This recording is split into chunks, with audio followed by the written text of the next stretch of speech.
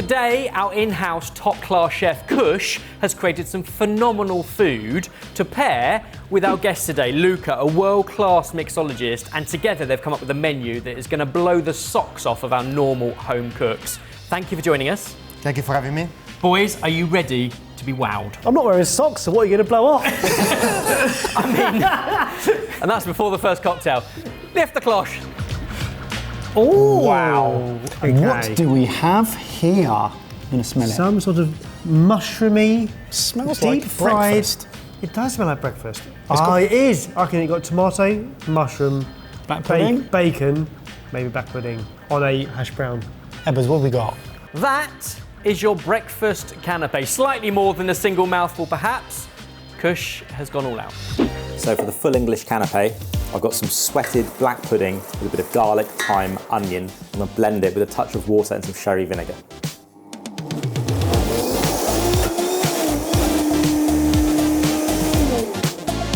Lovely creamy texture, and that'll thicken up as it cools down. So that's in a piping bag with a round plain nozzle. That'll cool down, thicken up, ready for piping later. I love a mushroom on a full English breakfast. So I've got little seasoned enoki mushrooms in a pan with cider vinegar, black pepper, salt, olive oil. Gonna quickly bring up to the boil, and that's a pickled mushroom to go on a little canape. Best thing about breakfast, carbs. So we've got hash browns, grated seasoned potatoes. I've pressed into little moulds and then pan fried. I'm gonna flash them through the oven, get them nice and crunchy before I build the canape. Everything's better with bacon, so a bacon tweel. Crispy, very thin, streaky bacon baked between parchment till it's nice and crunchy. And we have a lovely seasonal tomato gel and a dot around the canape. Wow. How are you going to top that? What are you making? So it's called breakfast martini. So it's a cocktail where you can find some gin, fresh lemon, then you have orange liqueur, like your dreaming breakfast, okay? This was invented by Salvatore Calabrese, which is my boss, and he's the most iconic person in the bar industry. Shall I make it? Please. So the Escoffier equivalent for cocktails made this. I'm enjoying this already. I mean, the martini has been around forever, but this is like a modern twist on a classic. So gin, lemon juice. Cointreau, orange liqueur. Okay. And what do you put usually on toast? Marmalade. Always. Okay, bitter. Yeah, I get it. Look at you. I get it. And this is how you can justify having one at 9 o'clock in the morning. Exactly. So Luca works at the Velvet Bar, and that bar is owned and run by the guy who invented this modern classic, which has been around for almost 30 years. Every cocktail book will have it in, and it's just a classic that is, I think, here to stay. Absolutely. And if you're going to make your own cocktail that becomes a modern classic, you might as well make your own glass to put it in. Yeah. Oh, come off it. Ooh. And this is the glass, Okay. designed by Salvatore. And on top, you have your daily vitamin C. Oh, There we go, that's for you. breakfast is served. Enjoy. Cheers. Cheers. Cheers. Oh, wow. Oh, Straight away, you get the orange zest at the end and the orange Cointreau. It gives you breakfast vibes straight away. It's refreshing on the first sip. but also it's got that solid punch and sort of slight, almost burn of the throat that you get from a limoncello because of that acidity, that Yeah. citrus, and then that.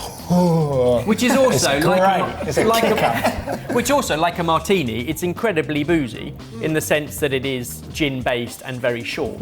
It's Cheers. good description yourself, Ben. Gin-based and very short. A glass of breakfast and a mouthful of breakfast. Oh my goodness, Two very different approaches. that's amazing. I'm getting an entire full English breakfast here in just a couple of sips. With my daily vitamin C. Wow, steady There on. you go. That is so smart. All the other ingredients add something. What are they all adding to give you balance? So you have the acidity from the lemon, the sweetness from the orange liqueur, and then you have the bitterness from the marmalade, which can remind you maybe the bitterness of the coffee in the morning. Because when Salvatore created this cocktail, it's because he never does breakfast. And his wife is getting mad of him every morning, trust me, I know that.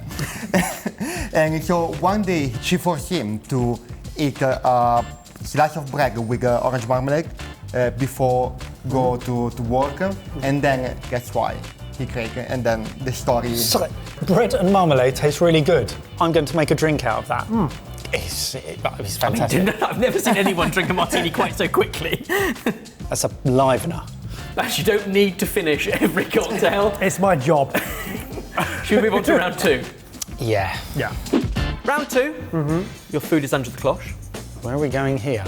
Oh, Flowery.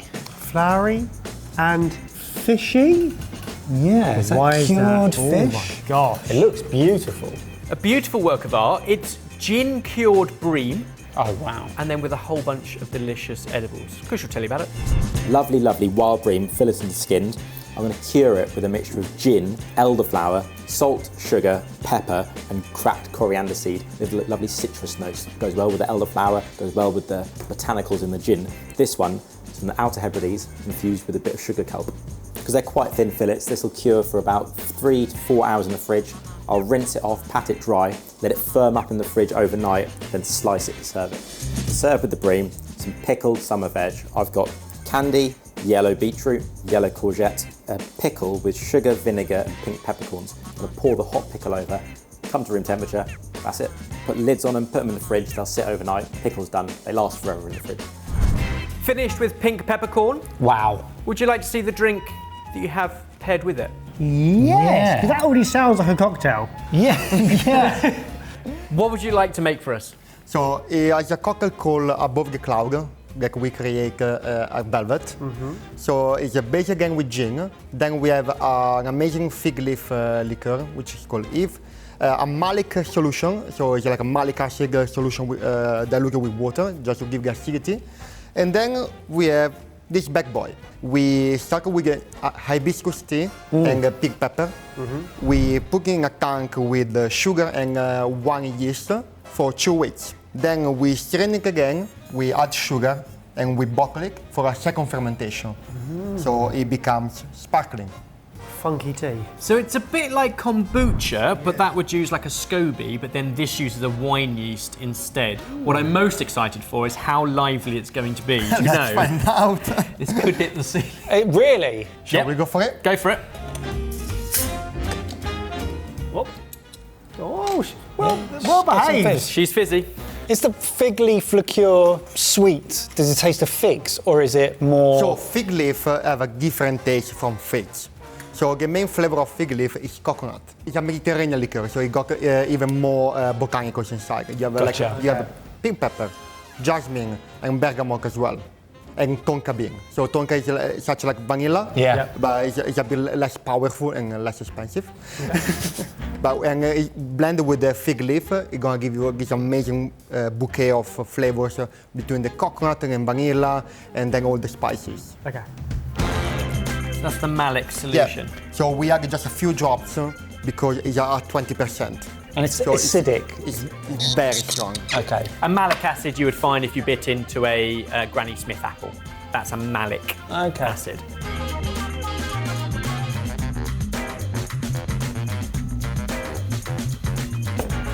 That's the cocktail. Wow. It's missing something, the garnish.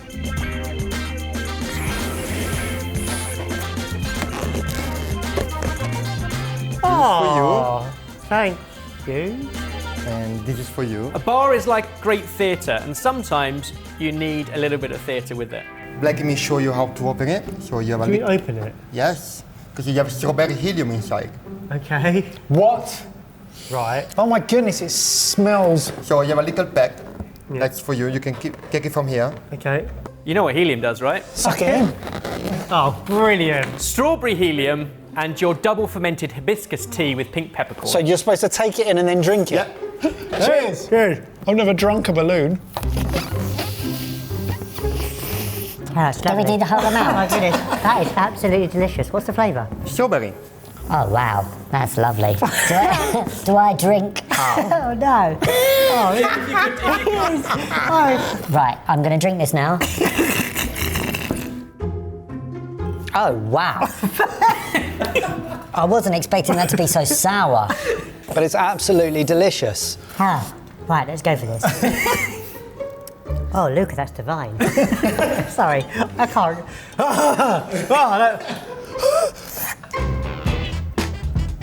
On first sip, it feels like quite a childish drink in terms of it's fruity and exciting. The peppercorn at the end adds a mature note, like suddenly it grows up very quickly, especially after doing helium. Do you know? You both went very giggy for a moment. That was the point, is Yeah. to bring you back when you were a kid and having fun again. Yeah.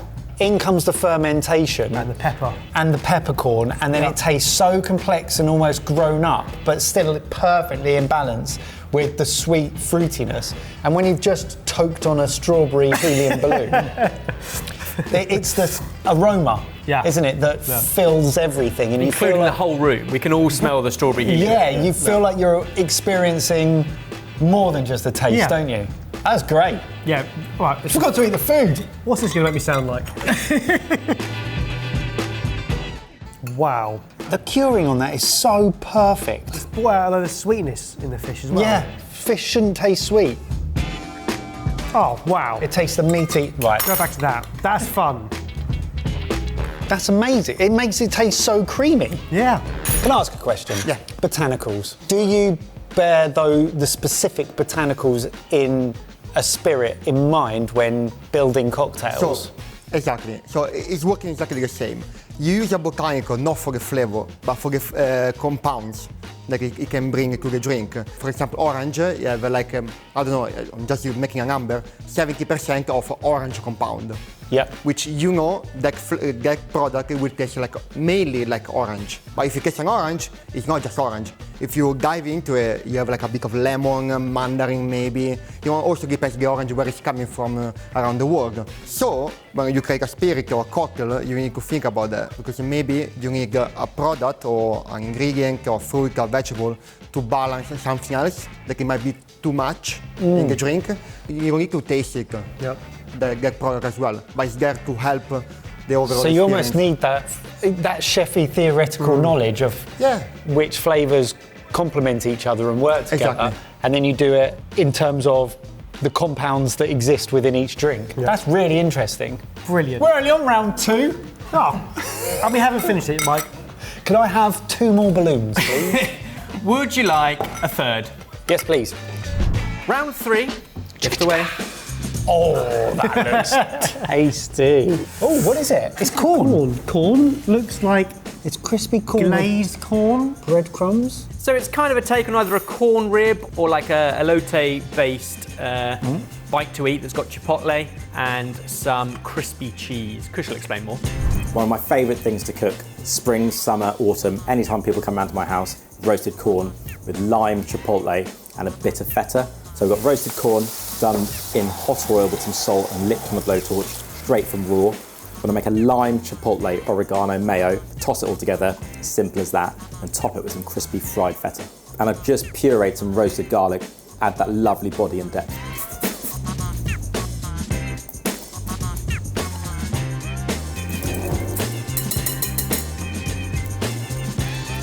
A lovely tickle from the chipotle, really fresh with lime. Needs a bit more salt, but that'll come from the crispy feta I'll do now. So I've got some feta here, just tossing it through plain flour, then fry it in some oil. So the feta slightly melts, so it's really crunchy with the flour, turns into almost like a cracker crumb. Mix that with some dukkha, lovely spices, pairs beautifully with the corn. So a little taste of Mexico, which is why, Luca, you'd like to create. This one is called Eternal Elegance. It's inspired by a painting from South Mexico, and it's called Cavalera Catrina. We have mezcal, then we have agave with Timur pepper, and we're gonna use coconut charcoal. That's why we make this cocktail black. We want a black cocktail, but we don't want just black food coloring. It was a bit boring. Also, we want to remind the painting that it's inspired from. So we try to use like charcoal, like it might be used for like painting as well, you know. And we find a flavored one with coconut. Amazing. I'm gonna make a drink for you. So what exactly is that? It's just coconut and charcoal. No, it's mezcal, which is being infused with kaffir lime leaves. Oh, hello. So kaffir lime is a very, very small lime with no juice inside. So using the peel. In this case, we're using the leaf. Yeah. And this really is a marriage of art, science and gastronomy, because the whole menu at Velvet is inspired by paintings, famous artworks from around the world, and then looking at artwork and turning it into a cocktail. And that's what Luca and his team came up with the concept and have crafted the cocktails. But then the science, Baz, I don't know if you've heard of something called Sonic Chef, where you use vibrations to infuse flavours into liquids. I have, Ben. Oh, I don't like Someone said it's kind of made up. Now, Luca goes one step further. He has an ultrasound kit, and using ultrasound, he's able to infuse kaffir lime into mezcal. Without cooking. Because basically with the ultrasound, there is the cavitation of the bubbles, basically makes bubbles, so the drink is gonna split it and combine it together again. So the flavor of the kaffir lime leaves goes inside the mezcal, but you're gonna use heat, so you only have the fresh compounds of the kaffir lime leaves. So it combines them, but it doesn't affect any of the other sort of flavour profiles. It just infuses. And it's very quick. You can do this in 20 minutes. Wow. And what's going in here? So here we have cola made from fever tree. It's basically a spiced cola. It's not like a classic Coca-Cola. Okay. So you have like a note of vanilla and a peppery note as well, which is coming from the base of the drink as well. So it's everything combined together and it makes it like a very refreshing Mexican highball. And as a garnish, the painting is a skeleton with a big hat made out of flowers. So we have the big flowers. Thank you. Dragon elegance. Wow. They look great. I got pickles, so you have like a school. Nice. Gotcha. Look at that. Oh, so smoky. Oh, yes. It's so creamy and smoky and limey. It's absolutely a taste of Mexico, isn't it? Like, that is a perfect way to describe that. Well, let's see how it goes with our elotes. This is my new thing that I'm going to be making non-stop. Oh, no. I can taste more of the char on the sweet corn as well because of the smokiness in the drink. It makes and the drink spice. taste sweeter. Yeah, and the spice. The corn, yeah. It's making me want to do both more often. I still don't believe in drinks pairing because it's just a way to charge more money in a restaurant. But we're not But paying it does for this. work. We're not paying for this. Oh no. I really like that drink. I think it's absolutely brilliant. But if I'm going to be deadly honest, I think Kush improved it. The dish I went, that's a really sophisticated growing up Coca-Cola. But as soon as I had Kush's creation, that became genius. And that's where the two need each other. And I think that's the science of a good pairing. Again, like all drinks, a different and deliberate choice of glass. Oh, wait a minute, the glass is dark at the bottom. I thought I had more left. I'm empty. Cheeky. Cheeky, naughty, clever. So I'm rubbish at making cocktails. I can make a good espresso martini. I can. I'll tell you my recipe and you can let me know. Okay. In terms of building yourself up into being better at cocktails, where do you start? Would you say that there are a number of sort of classics that you should learn to master and make first and then build upon those? For sure, classic is the base of everything.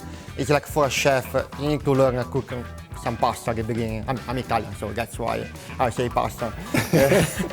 But yeah, start from the basic, learn the spirits, where they're coming from, how they are made, because with the spirit, you can already match something for creating a cocktail. You're never gonna mix mezcal with something that it doesn't go to. You know it's from Mexico, so you have some lime. You know already it's gonna match together. So if you nail the classics, you'll start to be able to draw upon combinations of flavours that Absolutely. work, and then you can start building. Absolutely. And do you, like, in terms of resources, are there decent books or is it YouTube videos tons or? of book. My favorite friend is Google. Like wherever, like when I started to do this job, like I was Googling everything and it give you an answer. And then you get deep into it, you research, and then you begin to taste things. Gifford Guide, for example, is the biggest website for classic cocktails. You can start from there. And it's if really you're a reliable, newbie, yeah, you can start Yeah. from there. So you have already an idea of what's going on. I love the Savoy cocktail book. From the Savoy Hotel. It's one of the oldest classic cocktail book. Going any bar, you can always learn something.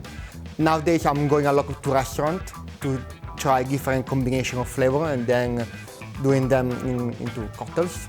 I think the beauty is that sometimes chefs, even in open kitchens, are so busy and they're hidden away, you might get a description of the dish from the waiting staff, but you can't talk directly to the chefs. Whereas in so many great bars, the mixologists are right in front of you and you can talk to them. While they're making the drinks, you can just say, what is this? And they will be so happy to tell you, which is why you couldn't get rid of me in the bar, because you just have that conversation in a much more casual environment in a bar than you can in a busy restaurant. Round 4? Yes, please.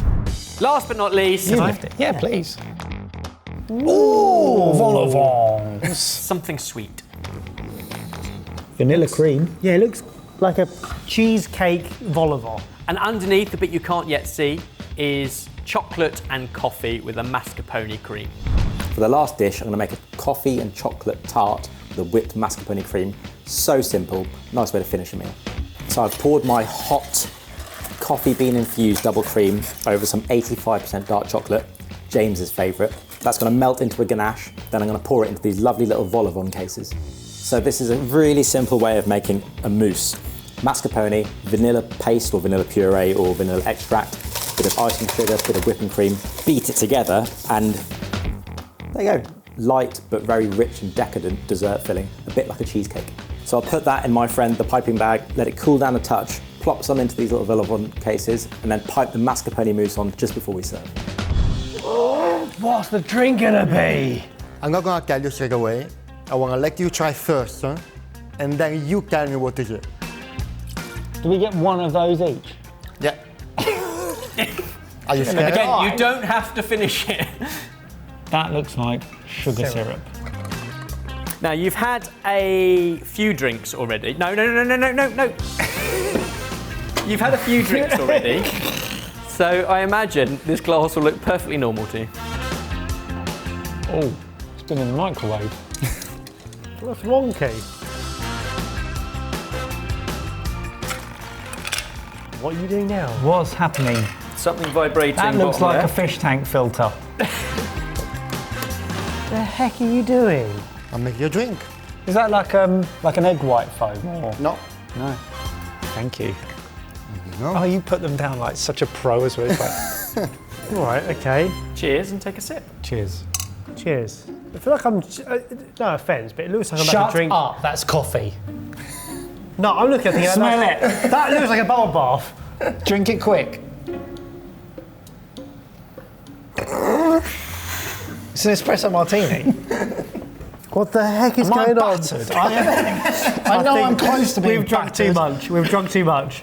This is too. We've gone too far. That doesn't make any sense whatsoever. I tell you what's missing, the two little coffee beans. We didn't want to give it away. Let's have some of this. Have it one of those, a mascarpone cream and coffee I've got a chocolate. lot of questions. Yeah, we can get to all of those because it's fascinating. Oh, Kush. Looking at that right now, that is delicious. Wow. Where Kush has the advantage here is he's got textures to play with. You've got just one texture, really, in drink and froth. But I guess like what you're missing in texture, you're making up for in aroma as well. Because as soon as that got to our noses, we smell coffee. Do you want to know why? Yeah, Luca, explain yourselves. This that's is mad. mad. On top we have a tiramisu air. Tiramisu air. So this little toy is aerating, as you say. It's like a fish tank thing. I washed it before, don't worry. So with sugar Easter, which is like an emulsifier, I'm blending with water, tiramisu flavoring, a bit of citric acid and sugar to balance out everything. And then you add in this inside and it's gonna make the air for you. Why it's called air? Because when you drink it, it will disappear in your mouth, right? Then, underneath, you have the cocktail, which is made with distilled coffee. So we have a little expensive toy at work, which can vacuum distill a liquid. So we distill coffee, so it loses the color, but unfortunately it loses the texture of the coffee. And it's a cold brew coffee? Yeah, or- we do a very, very intense cold brew coffee. because when you distilling, you're losing a bit of the aroma as well. It's very volatile, the coffee aroma. We vacuum distill it at low temperature, so to keep the freshness of the coffee. Then we adding just plain vodka, a bit of sugar syrup, but the secret is xanthan gum. For the texture. Gotcha. Yeah, because why you want an espresso martini? It's creamy, it's nice, and you're gonna miss it if you do all this process because it's gonna be like watery. Yeah, coffee water. How much is the machine? Yeah. It's around 20k. Oh, wow! Cool, let's get that in a Pro Gadgets episode. Annoyingly, it's the smartest yet when I feel my most stupid. When I've got no words. No. I'm going to have another one of these. There you go. It's all personal preference, but when you move through cocktails, I quite like starting with an aperitif that's quite bitter and ending on something like that, which is like dessert. But if it is your second, third, or in your case, fourth cocktail, I think it's okay to serve it in a fun, wonky glass because you have to look at it a few times to try and work out what on earth am I tasting and how. Is it still caffeinated? Because Actually- my cutoff is 12 p.m. Actually, when you distill the coffee, it's losing a lot of caffeine. as That's well. great news for me. This has been amazing. work. And the beauty of a pairing is each one should elevate what's next to it. Yeah, I that's think 100%. That's 100% the And I case. think that's what's worked perfectly. So the combination of gastronomy and flavour and science and art. Yeah, thank you so much. Pleasure. It's like it's beautiful to share what I've been doing with you guys, and thank you for your questions. Yeah. There were a lot, lots of questions. So, Sensational. Mr. Blacks, Yeah, no. forget Kahlua. I make a vanilla syrup, Okay. Ooh, vanilla sugar syrup. fancy. Yeah, well, you know, proper espresso, and then loads of ice. You're missing a vodka. Oh yeah, and vodka. Who'd you make it for? Just me sometimes. Just you? Just Yeah. Kirsten, come on. No, she doesn't like them. So it's just the only Just me. evidence you have for these big Or goods. people go are people come round yourself. and I force them on them. And they're good. A little trick for your home espresso martini: instant coffee. Really? No joking about. You make like a very strong instant coffee. You get like the frothiness as well. Then you shake it. Easy. Over to you guys, comment down below, which of those plates or glasses would you most have liked to try? Comment down below. And while you're downstairs in the description box, we will link to Luca and the bar at Velvet Corinthia, which is awesome. It's the best drinks pairing I've ever Incredible. had. Incredible. Incredible, incredible. Well done, Kush. Thank you so much. Thank you. Thank you.